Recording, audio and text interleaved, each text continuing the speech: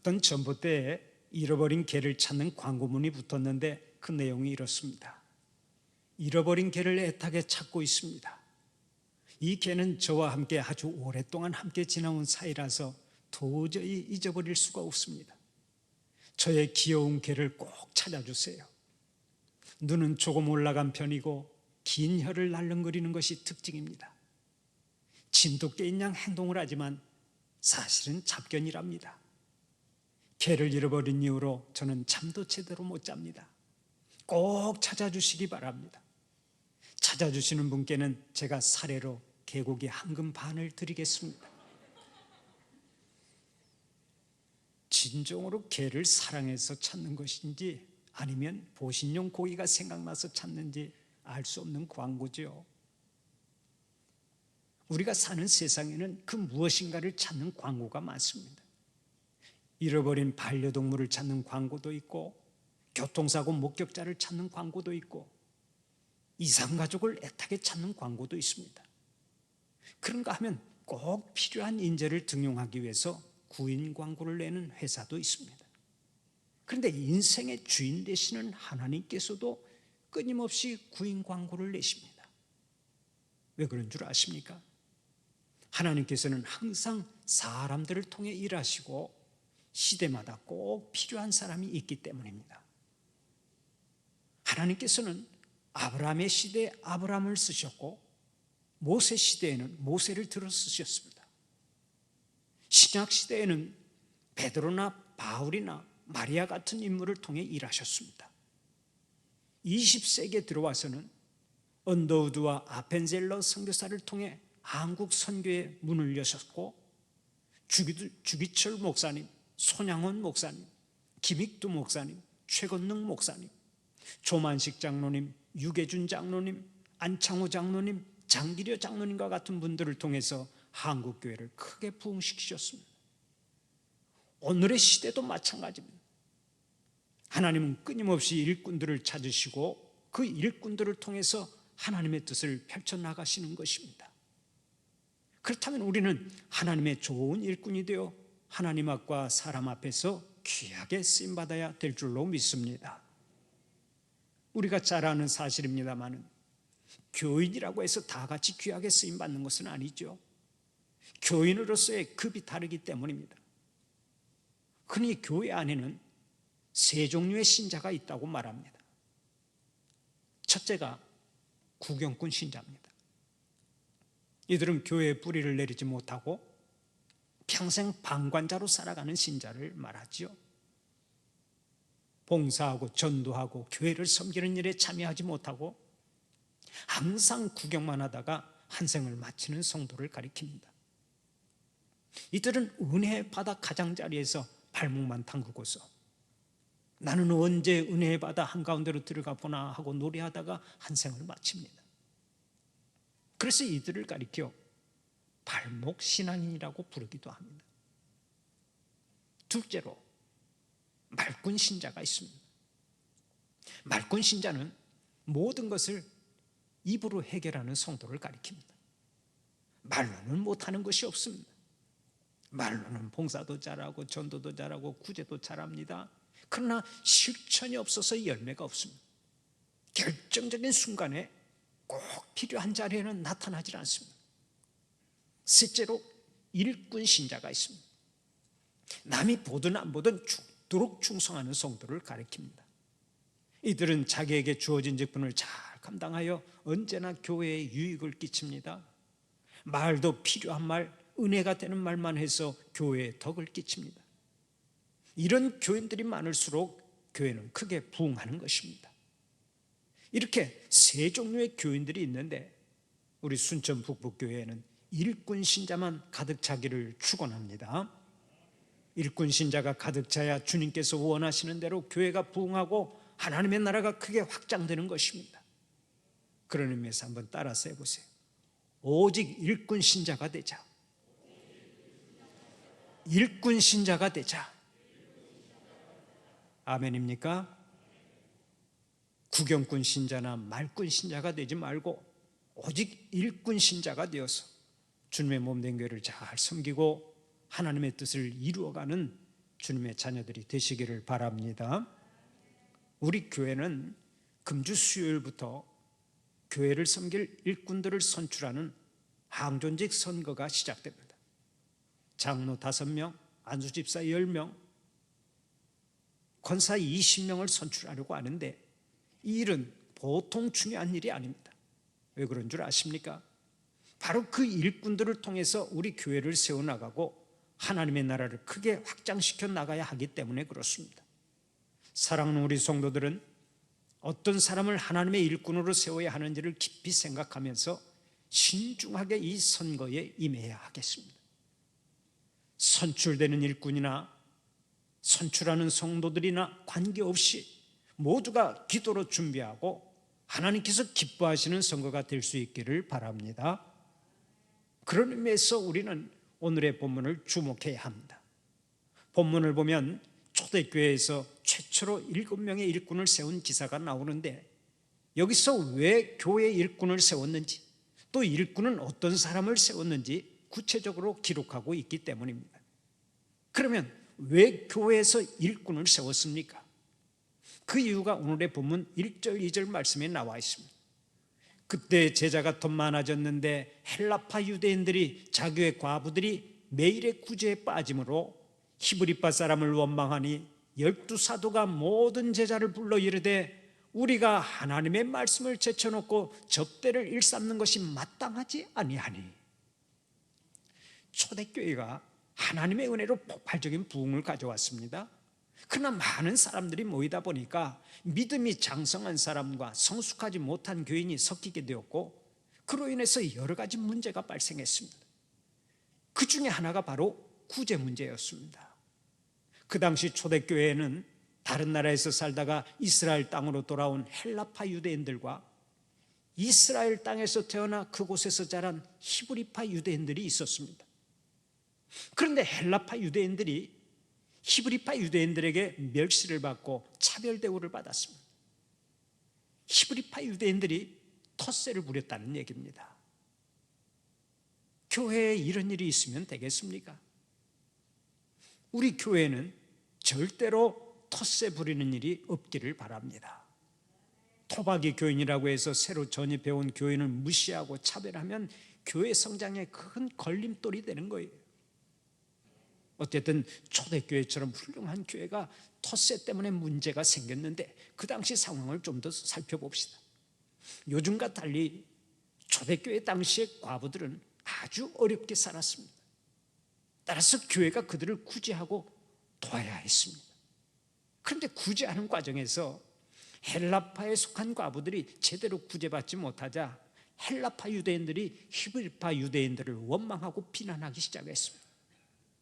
일이 이렇게 되자 사도들이 어쩔 수 없이 그 일을 해결하기 위해서 신경을 쓰고 또 시간을 많이 빼앗겨야 했습니다. 그만큼 사도들은 말씀을 연구하고 기도하는 일에 소홀히 할 수밖에 없게 되었고 이것을 깨달은 사도들이 구제하고 봉사하는 일을 맡길 일꾼들을 임명한 것입니다. 오늘날도 교회 안에 재직을 세우고 임명하는 목적이 바로 여기에 있습니다. 목회자로 하여금 영적인 일에 전념하도록 하기 위해서 재직을 세우는 거예요. 목회자가 사소하고 잡다한 일에 신경 쓰고 시간을 빼앗기지 않도록 하기 위해서 재직을 세운다는 얘기입니다. 그러므로 재직들은 목회자가 사소한 일에 신경 쓰고 시간을 빼앗기는 일이 없도록 책임을 다해야 합니다. 미국에서 목회하는 한인 목사들의 고달픔이 있습니다. 처음 미국에 온 한국 사람들은 모든 일에 낯설기 마련입니다. 그래서 교회를 찾아가서 도움을 요청하게 되고 요청을 받은 목사님은 그들의 손과 발이 되어서 열심히 도와줍니다. 행정처리나 법적인 문제 해결이나 자녀들의 학교 선정 문제나 직장 소개나 이삿짐을 운반하는 문제 등등의 일을 돕다 보면은 정작 목사님은 지칠 대로 지쳐버리고 영적인 면에서 완전히 탈진하게 된다는 것입니다. 그렇게 되면 누가 손해를 보겠습니까? 바로 교인들이 손해를 보는 것입니다. 목회자가 영적인 일 외에 다른 일로 힘을 쓰다 보면 영적으로 빈곤해지고 영적으로 빈곤해지면 강단이 약해지고 강단이 약해지면 그 말씀을 받아먹는 성도들의 영혼이 병드는 거예요. 그러므로 목회자가 행여 다른 일을 열심히 하려고 하면 여러분이 말려야 합니다. 설교 준비하지 않고 정치하느라고 허구한 날 돌아다니면 여러분이 도시락 싸가지고 다니면서 말리세요. 목회자가 기도하는 일, 말씀 준비하는 일은 소홀히 하면서 사람만 만나고 다니면 그것도 안 됩니다. 교회 주차장이 부족하다고 맨날 땅만 보고 다니면서 부동산 중개인만 만나게 해서는 안 됩니다. 목사님, 땅 찾고 사람 만나고 교회에서 봉사하는 일은 저희가 하겠습니다. 힘쓰는 일은 저희가 하겠습니다. 목사님은 공부방이나 기도방으로 들어가십시오 하고 권해야 하는 것입니다. 교회에서 일꾼을 세우는 목적이 분명해졌습니다. 목회자는 말씀 연구와 기도에 전념하고 재직은 직분을 따라 교회를 잘 섬기고 봉사하도록 하기 위해서 일꾼을 세우는 것입니다. 사랑하는 우리 성도들은 하나님께서 주신 사명을 잘 감당해서 주님의 몸된 교회를 크게 부흥시키는 믿음의 주역들이 되시기를 바랍니다. 그러면 교회에서는 어떤 사람을 일꾼으로 세워야 합니까? 이미 말씀드린 대로 교회의 부흥과 침체는 어떤 사람이 일꾼이 되느냐에 달려 있습니다. 그러므로 교회의 일꾼은 되는 대로 뽑을 일이 아닙니다. 신중을 기해야 합니다. 여러분, 우리가 어떤 사람을 일꾼으로 뽑아야 하겠습니까? 오늘의 본문 3절 4절을 보면 이렇게 말씀합니다. 형제들아, 너희 가운데서 성령과 지혜가 충만하여 칭찬받는 사람 7을 택하라. 우리가 이 일을 그들에게 맡기고 우리는 오로지 기도하는 일과 말씀 사역에 힘쓰리라 하니. 어떤 자격을 갖춘 사람을 일꾼으로 뽑으라고 말씀합니까? 첫째, 성령 충만한 사람을 뽑으라고 말씀합니다. 오늘의 본문 3절을 보면 이렇게 말씀하죠. 형제들아, 너희 가운데서 성령과 지혜가 충만하여. 첫 번째 조건이 성령 충만입니다. 성령님의 전적인 통치를 받고 사는 사람을 일꾼으로 택하라고 말씀합니다. 그러면 성령 충만한 자를 우리가 어떻게 알아낼 수가 있습니까? 그 사람이 거두는 열매를 보면 알 수 있습니다. 그 사람이 거두는 삶의 열매를 보면 알 수 있다는 것이죠. 사도행전 2장을 보면 마가의 다락방에 모여 기도하던 주님의 제자들에게 성령이 임하는 역사가 기록되어 있습니다. 주님의 제자들이 함께 모여서 간절히 기도하자 그들 위에 불의 혀같이 갈라지는 성령이 임하였습니다. 그때 모든 성도들이 성령의 충만함을 받았습니다. 그리고서 그 표적으로 배우지도 않은 외국어를 사용해서 방언을 사용해서 둘러선 무리들에게 복음을 전할 수 있었습니다. 그로 인해 많은 영혼들이 구원을 받게 되었고 이곳저곳에서 교회를 창립하게 되었습니다. 복음 전파가 불가능해 보이던 지역에 주님의 교회가 들어서고 사탄에 매여있던 죄인들이 모두가 손들고 주님께로 돌아오게 되었습니다. 바로 이것이 성령 충만의 역사입니다. 성령 충만하면 반드시 역사가 일어나고 귀한 열매를 거두는 것입니다. 그렇다면 오늘 우리도 항상 성령 충만해서 일해야 될 줄로 믿습니다. 성령 충만이 해답입니다. 믿음 생활에 성공하는 것도 성령 충만이 비결이고, 사회생활에 성공하는 것도 성령 충만이 비결이고, 가정생활에 성공하는 것도 성령 충만이 비결입니다. 인생의 성공과 실패가 성령 충만하냐 그렇지 않느냐에 달려 있는 것입니다. 그래서 신학자 모울 감독은 이렇게 호소했습니다. 여러분 자신의 속사람과 여러분 자신의 모든 의지와 영혼으로 거룩한 환경에 있게 하며 거룩하신 성령님께서 여러분 자신을 마치 물이 스펀지를 적시듯이 완전히 진압하도록 하십시오. 우리의 속사람과 우리의 모든 의지가 성령님의 전적인 통치를 받게 하라는 것입니다. 내가 육신의 지배를 받고 살아가도록 내어주지 말고 오직 성령님의 전적인 지배를 받고 살아가도록 나의 주권을 성령님께 완전히 내어주라는 얘기입니다. 그런데 현대교회 교인들에게 가장 부족한 것이 바로 성령 충만이라고 말하지요. 많은 교인들이 교회 프로그램에 열심히 참여하고 소그룹 모임에도 열성적으로 참석하고 봉사도 잘하고 다양한 취미 활동을 통해서 교제도 잘합니다. 그러나 결정적으로 성령 충만이 없습니다. 성령님의 전적인 통치를 받지 않습니다. 그래서 그리스도의 영성이 없습니다. 인격의 변화와 성숙이 없습니다. 세상에 아무런 영향을 주지 못합니다. 성령의 충만함이 없는 결과가 이렇게 비참한 것입니다. 바로 이런 맥락에서 사도 바울은 우리에게 강조합니다. 너희는 성령으로 충만함을 받으라. 세상 사람들처럼 술과 향락에 취해서 살지 말고 오직 성령님의 전적인 통치를 받으라는 말씀입니다. 그런데 여기서 우리가 상기해야 할 것이 있습니다. 성령 충만은 하나의 제한이 아니라 명령이라는 것이 그것입니다. 성령 충만은 받아도 좋고 안 받아도 괜찮은 옵션이 아닙니다. 하나님의 명령입니다. 반드시 받아야만 하는 것입니다. 사랑하는 우리 성도들은 날마다 성령 충만하여 살아가시기를 간절히 바랍니다. 그러면 어떻게 해야 성령으로 충만함을 받습니까? 먼저 성령님이 싫어하시는 것을 하지 말아야 합니다. 성령님은 우리 속에 계신 하나님이십니다. 인격적인 분입니다. 그러므로 성령의 충만함을 원한다면 성령 하나님의 소원대로 살아야 합니다. 성령 충만은 절대로 기술이 아니라 인격입니다. 성령님이 좋아하는 생활을 하면 저절로 성령 충만해지고, 성령님이 싫어하시는 생활을 하면 성령님은 우리 속에서 근심하며 탄식하시는 것입니다. 그러므로 육체의 일, 곧 음행과 더러운 것과 호색과 우상숭배와 술수와 원수 맺는 것과 분쟁과 시기와 분냄과 술취함과 방탕함 같은 것을 버려야 합니다. 성령님은 이런 것을 절대적으로 싫어하십니다. 여러분, 악령이 언제 역사합니까? 악령이 좋아하는 것을 즐길 때 악령이 역사하는 거예요. 우상을 숭배하고 육신의 정욕을 추구하고 우리 속에 더럽고 추한 욕망을 채우려고 할 때, 세상과 짝지어 즐기려고 할 때, 그때 악한 영이 역사하는 것입니다. 그렇다면 지금 육체적으로 달콤하다 할지라도 그것이 악령이 좋아하는 것이라면 우리는 과감히 버려야 될 줄로 믿습니다. 날마다 악령이 좋아하는 것은 버리고 오직 성령님이 좋아하시는 것만 좋아해서 성령으로 충만한 삶을 살아가는 여러분들이 되시기를 축원합니다.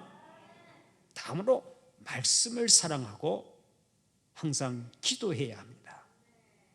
우리가 말씀을 들으면 마음의 찔림을 받거나 감동을 받습니다. 때로는 마음이 뜨거워지고 굳은 결심이 생깁니다. 말씀을 묵상하고 공부하면 마음이 새로워집니다. 성령님이 말씀을 통해서 효과적으로 역사하시기 때문에 그렇습니다. 여러분, 잊지 마십시오. 성령님은 언제나 말씀과 함께 역사하십니다.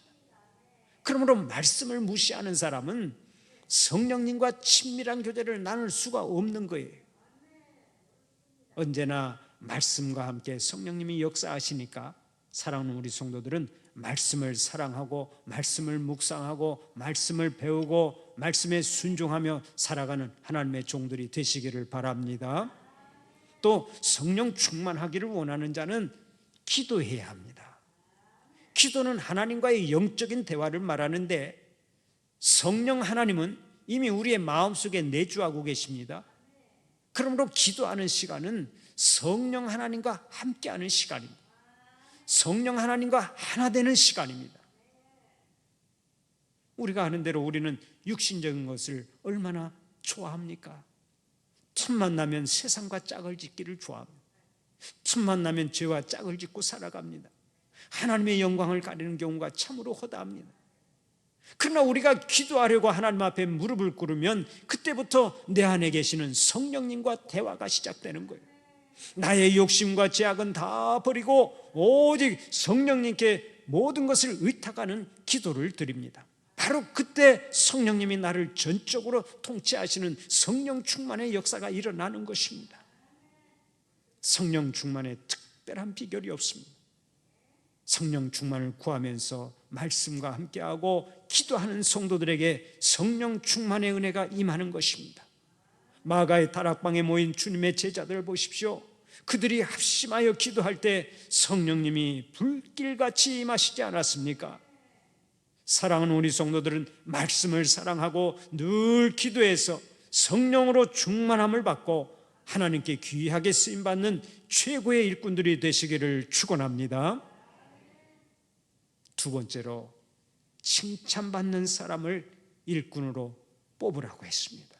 오늘의 본문 3절을 보면 이렇게 말씀하죠. 형제들아, 너희 가운데서 성령과 지혜가 충만하여 칭찬받는 사람 7을 택하라.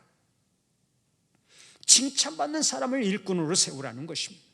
왜 그렇습니까? 하나님의 일꾼이 하는 일은 주님의 몸된 교회를 섬기고 사람들을 하나님께로 인도하는 일입니다. 그러므로 주위의 사람들로부터 인정받지 않고서는 아무 일도 할 수가 없습니다.